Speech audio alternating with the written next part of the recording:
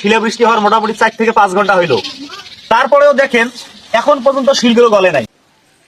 আসসালামু আলাইকুম। সরকারের দৃষ্টি আকর্ষণ করছি।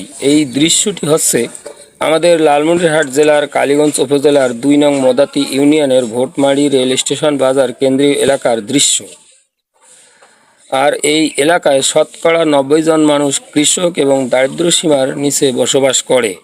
কিন্তু গত বুধবার রাতে কালবৈশাখী ঝড়ে অতি শিলাবৃষ্টি হওয়ার কারণে এই এলাকার ক্ষেতখামার ঘরবাড়ি নষ্ট হয়ে গেছে। আগামীকালকে ঈদ, আর এই এলাকায় বসবাসকারী সব মানুষের চোখে মুখে কান্নার ছাপ।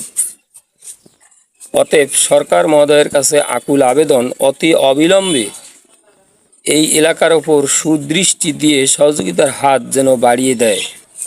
প্লিজ ভিডিওটি শেয়ার করে দিবেন যাতে সরকার পর্যন্ত পৌঁছাতে পারে। ধন্যবাদ সবাইকে।